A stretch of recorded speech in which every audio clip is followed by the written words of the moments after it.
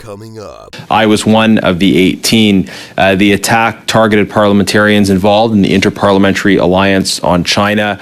Can you talk about, again, that the personal attacks that we're receiving, how we're supposed to continue to separate those and ensure that that we are not bad actors in as we are trying to do both sides of our work in this role. You know, maybe I'm stereotyping, maybe I'm wrong, but it doesn't seem to me that it's likely the job of IT professionals in the House of Commons who are given technical information for responding to the threats to take that information and go around the halls saying, I think I need to let members of Parliament. No, that seems like a function for security experts in the government to be evaluating, not technical IT folks in the House of Commons. The committee adopted a document production order directed to the government and to House administration. The order permits government departments to make redactions consistent with the Access to Information Act. Since the House of Commons and in your role is not a government department nor subject to the Access to Information Act, can you confirm that the House administration will be providing us with the unredacted documents in response to this order?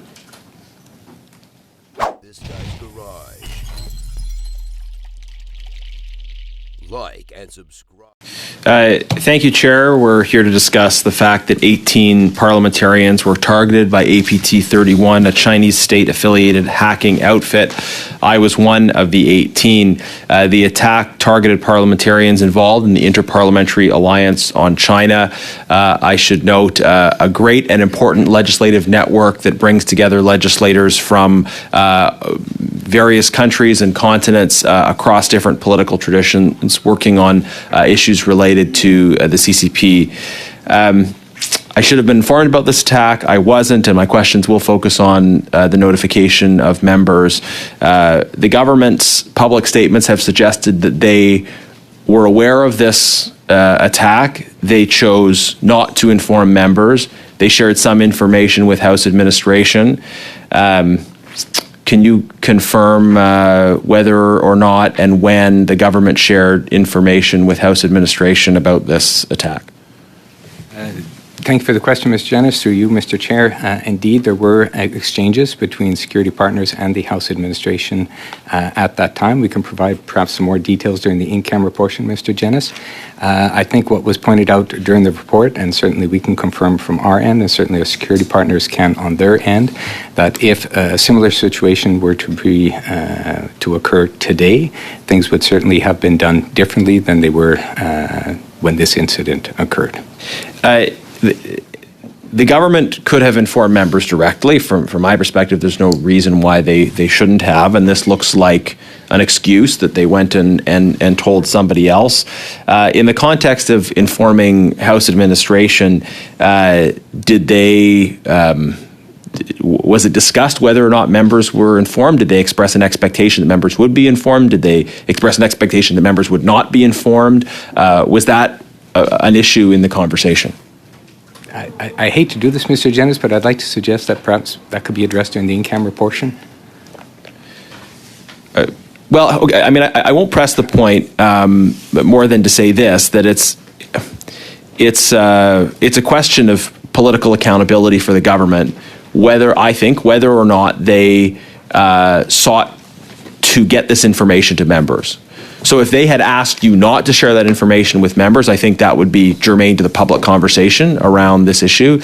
If they had made other comments, I mean, you know what you know, and I don't know it. So I'm not going to press you beyond your comfort level here. But I do think it is a matter of legitimate public interest what advice the government gave around informing members or not. It's a fair point. Again, I think the preference would be to be able to provide a truly fulsome response to your question if we could do that during the in-camera portion. Okay, well, maybe we'll follow up then, and then the committee can make some decisions at that time about what information should be shared publicly. One of the things that has really bothered me about it. I think most members were attacked at their parliamentary accounts. I was not. I was attacked at my personal account. It related to my parliamentary work, of course, but my personal email account, which is not published, was nonetheless targeted. And the response that we heard early on in a media comment made by the Speaker's office was that nothing to worry too much about because this attack was thwarted. My understanding, and if you could just clarify this, is that House of Commons security is not involved in monitoring or protecting the personal non-parliamentary accounts of members in any way. So the Speaker's office, House of Commons administration, would not in any way be able to say whether or not the attack was successful on a personal account. Could you comment on that? I can confirm that. No, the House administration does not monitor in any way personal emails. Okay. About 90 seconds, Mr. Jenness. Okay. In terms of the protocols that were in place and that are in place now, there have been multiple cases where there were threats, members were not informed. Those protocols have changed, if I understand right, such that members would be, if this event were to happen today, members would be immediately informed. If you can maybe confirm that. And then also, does the directive mean that members would be informed of threats to them that began or took place prior to the introduction of that new directive that might still be relevant to them today? Again, maybe I'll give a high-level answer, and we can get into it in a bit more detail during the in-camera portion. Indeed, there would be quicker communications with members than in the past, but I think there still is an issue in terms of threshold, because there are, as my notes and as the Speaker's decision alluded to, there are an awful lot of attacks, unfortunately, on the House, and we wouldn't want to see CSIS have a satellite office at the House because constant representations with members would be required. But certainly I think in this case, had it been the case today as opposed to 2-3 years ago, it would have been handled differently. Okay, 15 seconds I have left then. That still seems fairly unclear though. I mean, I understand that there are lots of threats, but if an individual member, because of work they're doing, is specifically being targeted, it's not a generalized threat, it's a specific targeting of a specific member because of work they've done on a foreign policy issue by a foreign government, it would seem reasonable to me that member has a right to know, especially when they can take remedial action to protect themselves, both with their parliamentary and non-parliamentary accounts. But you're saying it's still not a certainty that they would be told.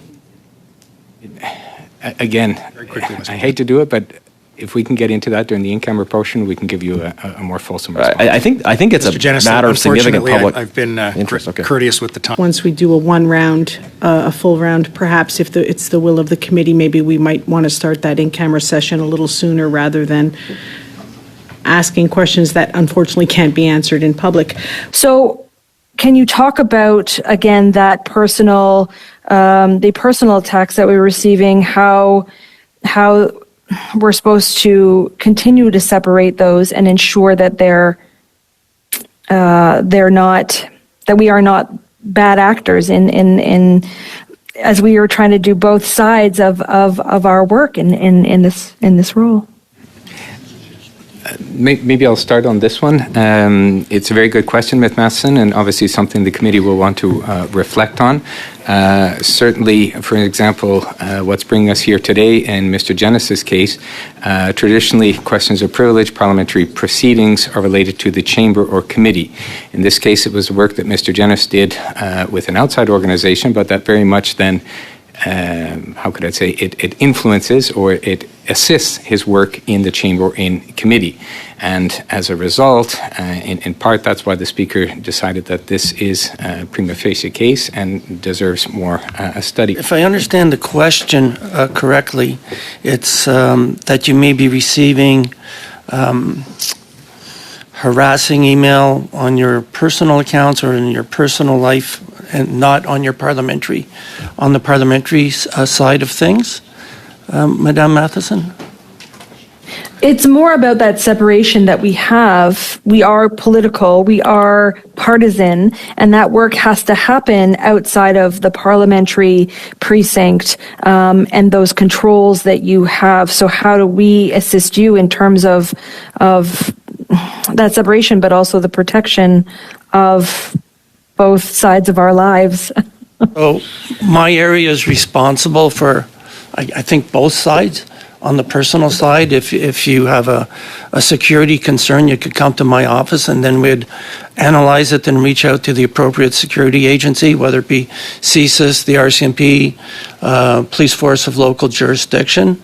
But we don't have that separation in the Sergeant at Arms office of what's Parliament and what's personal. Our only concern is the safety and security of members of Parliament. So that NSICOP report that was just released made reference, however, to members of parliament who are wittingly or semi-wittingly providing intel to foreign governments. So if we don't know what's happening on that personal side, how are we supposed to better protect, how are we supposed to know to communicate with the Sergeant of Arms, for example, on those issues and those threats, if we don't perceive them in that way? Like, it gets fairly complicated. Yeah, and I took your question as being like it would be overt in nature, the communication on your personal side, not covert in nature. So, of course, when it's covert, it's much more difficult to detect. How then do we? So I'm trying to get at this NSICOP report that's been released. How are we supposed to ensure that we are not providing that intel in that personal space as well? Are you working with the institutions like CSIS or what have you? And I guess further to that question, are there barriers that you have seen that this committee could deal with to help with these complicated cases that the NSICOP report revealed just this week? Okay, so we have orientation sessions coming up. Public safety is coordinating with us, and we're bringing in CSIS and CSE and the RCMP to give briefings to the caucuses. And also, we've stepped up our security awareness area. The last Board of Internal Economy, they gave me more resources so we can do a better job at briefing members of Parliament on threats, current threats, and keep them up to speed on what the current threat environment is. But a lot of this is then on the individual entirely. This is on the MP themselves to know. Ms. Matheson, if I'll afford Mr. McDonnell a very quick response, but you're out of time. Sorry, I forgot to push my timer. Not a problem. Mr. McDonnell, did you want to respond very quickly? Well, I always think security is a shared responsibility, and if the more that we know to serve you with, the better job that we can do providing the security. Thank you, Chair. When it comes to protecting the security of our democracy, I'm concerned that this government in particular is trying to pass the buck and avoid responsibility on this. House of Commons IT, as I understand, has a very specific and narrow mandate. That is to protect the IT systems of the House of Commons. Is that correct? Yes. Yes, okay. So we've received unclassified information regarding conversations that happened between the government representatives and the House of Commons. And they suggest that, yes, the government provided information to House of Commons IT of a largely technical nature, saying these are attacks that we're aware of, and here's some information that you can use in the context of protecting members from those attacks insofar as they relate to the House of Commons IT system. Is that correct? Did you want to go further on that? No, that's correct. That's correct. So the government has, as an excuse for not informing members, said, well, we thought it was up to the House of Commons to do it. It seems to me to sort of stretch any evaluation of reasonableness that technical information given to House of Commons IT would lead to those IT professionals saying, I'm going to leave my cubicle and go upstairs and start talking to members of Parliament about these threats. That doesn't seem to me to be the job of House of Commons IT professionals. Would you agree with that? Thank you for the question, through you, Chair. We action everything that is sent to us, okay, right, depending on risks and those elements. And I think we can probably provide more information around specific information that we received through this unclassified briefing in the in-camera version. But just as a publicly, I think I could say that it's not. These types of intervention are kind of piecing a puzzle together. It is not we specifically provide you information around the following. It is well, yeah. I guess what I'm just trying to get at is generally who's responsible for what, because we don't want buck passing when it comes to security. We want people to take responsibility for the things that they're responsible for, and maybe I'm stereotyping, maybe I'm wrong, but it doesn't seem to me that it's likely the job of IT professionals in the House of Commons who are given technical information for responding to the threats to take that information and go around the halls saying, I think I need to let members of Parliament. No, that seems like a function for security experts in the government to be evaluating, not technical IT folks in the House of Commons. Am I right about that? I see folks nodding, but not. Through you, Mr. Chair, it is the case, Mr. Genius. Like we take the threats that are identified for us, we hunt for them, and then once we've hunted for them, if we find them, we address them, and if it's impacting members, we will. But the threat actor that's coming to us and their intention, we're not aware of this. We're just dealing with the actual threat. Right. So the government of Canada in their communications around this have tried to blame their failures to communicate with members of Parliament about threats on you. They've tried to say, well, the people with a very narrow and specific mandate around the House of Commons IT system somehow should have taken it upon themselves to assess, measure the threat, and go and inform members. And what you're confirming is that you have a specific mandate around protecting the House of Commons IT system. It doesn't include my personal email, and it also doesn't include broader assessments of security threats and of what is or is not in the public interest to inform members. So if you're comfortable answering this question, like, what is your response to the government's communications around this that seem to want to direct the blame to you instead of take responsibility for their decision not to inform members? It would be best to deal with that in camera, sir. Okay, you are fully protected in whatever you say before this committee, but I don't want to put you in more of an uncomfortable position than the government already has, because I have a great deal of respect for the work done by House of Commons employees, but expecting someone to do something that's not their job isn't fair or reasonable. As has been said, you're not tracking my personal emails. You're not addressing my security in those kinds of situations. And you're not our security agencies. The House of Commons is not a security agency. It's the government's responsibility to communicate with members about these matters, and they fail to do it. Do you have the appropriate resources that you need? Is there something that we can better inform this committee going forward as we report that is required? It's a very good question, Ms. Matheson. I think for the moment, we feel that we are properly resourced with what the Board of Internal Economy recently accorded us. But again, that could change going forward. But I think, speaking on behalf of my colleagues here, that for the moment, we feel that we have the resources required. The Speaker ruled that the failure to notify Mr. Genis and the other MPs who were targeted in this case did amount to a prima facie question of privilege. House administration, the government, and security agencies were aware of both specific members and a specific foreign state actor as a threat, and members were not informed until external revelations came to light, in this case, the FBI, Department of Justice in the U.S. Mr. Genis rightfully raised the point of whose responsibility it was to speak to members about that. But that aside, I want to ask each of you a yes or no question for reasons of not divulging anything from a security perspective or anything under review.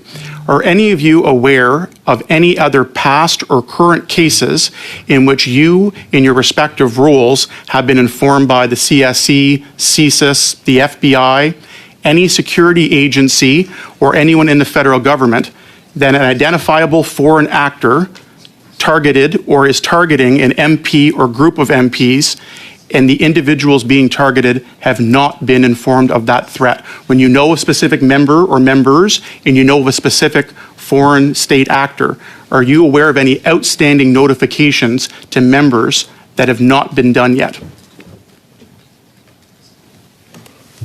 I can answer from a cyber perspective. No, we don't. So. Anybody? No. Go ahead, Patrick. It would be no, sir. So there's no outstanding claims that you're aware of. In this case, you were aware of members being targeted, aware through security agencies of who the specific. There's no other outstanding cases that 3 months down the road we're going to see through a whistleblower or a media report that X, Y, or Z happened. There's nothing outstanding that anybody has of what outstanding of members not being notified that you're aware of. Through you, Mr. Chair, anytime our principal partner for intelligence contacts us and provides us information in regards to a member of Parliament, we put them in immediate contact with that member of Parliament. Mr. Jantz, I want to ask you a question. The committee adopted a document production order directed to the government and to House administration. The order permits government departments to make redactions consistent with the Access to Information Act. Since the House of Commons and in your role is not a government department nor subject to the Access to Information Act, can you confirm that the House administration will be providing us with the unredacted documents in response to this order? That's certainly our intent. Michel, did you want to add anything? Yeah, well, we received the order, production order from this committee. The way we read the order is that the House administration is considered as a department. So we were to apply the principle that were set in the order respecting the redactions. If the committee wants to provide further clarification on the order, production order, we'll be happy to implement the production order as adopted by the committee. The way you read that as a department, but the House of Commons is not, when we read this, is not a department, and it is not an agency, so it would not be encompassed with what was the directive of this committee. Sir, through you, Mr. Chair, and respectfully, when committees adopt production orders, we have to interpret them. When we read the order, the way it was written, and it's not unusual in an act of parliament where the House of Commons is deemed to be a department for a very specific purpose, but in general, and because of separation of power, and very clearly, the House of Commons is not a department. So that's how we read the production order, that we were assimilated to a department for the purpose of that order. So we were empowered to, well, not empowered, but we were to suggest redactions to the committee. And if I may say, the production order refers to acts of parliament. It's not clear because it refers to the Access of Information and Privacy Act. Well, those are two separate acts. So when dealing with production orders, we always have to interpret them when there's ambiguity. And if I may say, if there's any need to consult the administration and our office when drafting such production order, we'll be happy to assist to make sure that the intention of the committee is reflected in the order. Mr. Duncan, I'm afraid that's all the time allotted to you